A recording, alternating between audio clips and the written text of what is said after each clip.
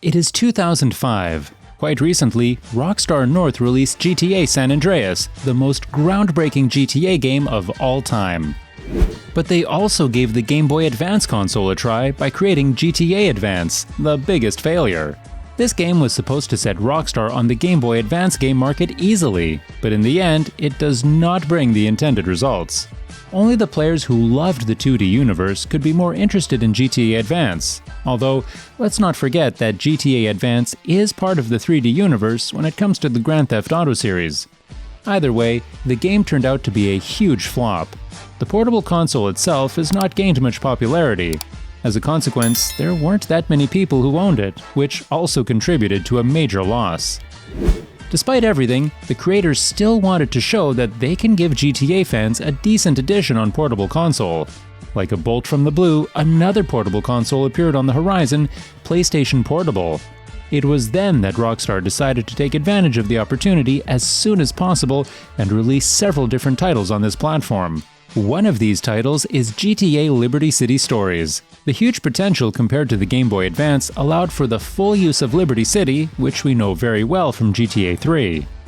Serious preparations have begun. The entire metropolis has changed quite a lot. A large part of the city has received completely new textures. Many buildings have ended up under construction, which is best seen in Portland. The Porter Tunnel is still under construction. The creators decided to replace this Portland-Staunton connection by ferries because in GTA LCS, in order to get from Portland to Staunton and vice versa, we can use the ferry to get there. Besides, there is also the Callahan Bridge under construction. In Liberty City, we also find many locations that were not there before. For example, the Sindacos Casino harbors for the aforementioned ferries, or a more extensive upstate tunnel in Shoreside Vale. In the meantime, we will move on to the soundtrack. In our opinion, this installment undoubtedly has one of the best theme songs in the entire GTA series.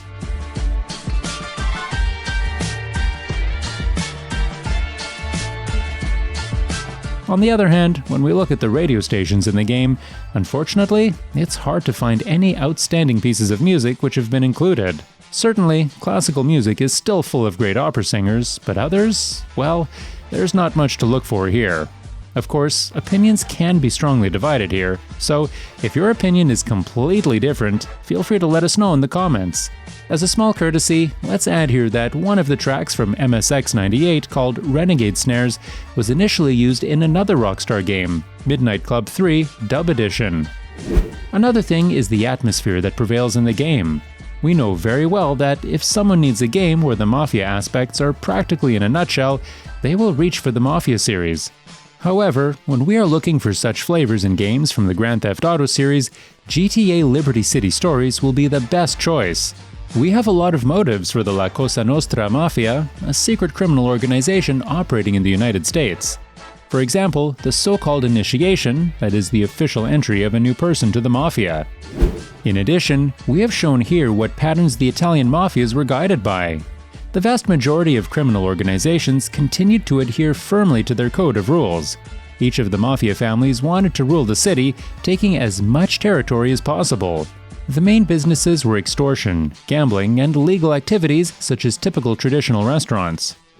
Another mafia aspect in this game is the control of politicians, which was also associated with maintaining influence in the city. Such a move partially facilitated the establishment of, so to speak, better relations with the law authorities, having high-ranking politicians at your side.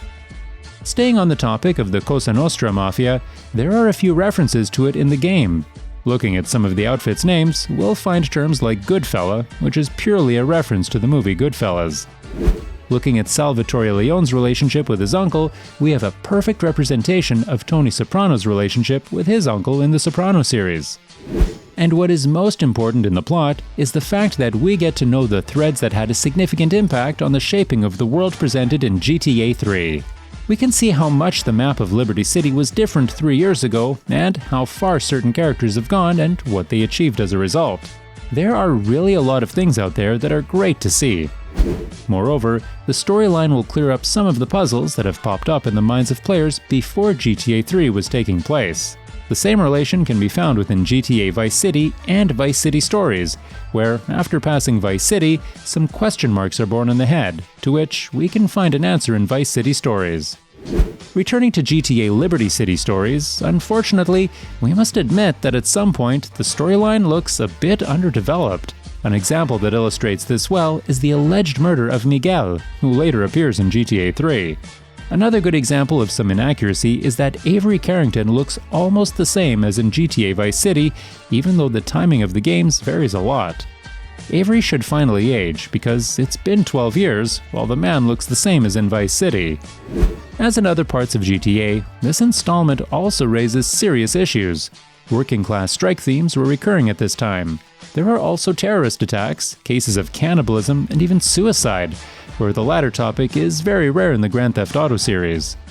The developers also took care of a few unprecedented improvements. One of them was to implement a multiplayer mode. It is true that the multiplayer was introduced only for players playing this title on PSP, but still offered a lot of fun in several game modes. A huge plus for the creators is keeping the assets mechanics. Of course, in this version, there are not as many of them as in GTA San Andreas or Vice City, but you can still have a lot of fun and many benefits.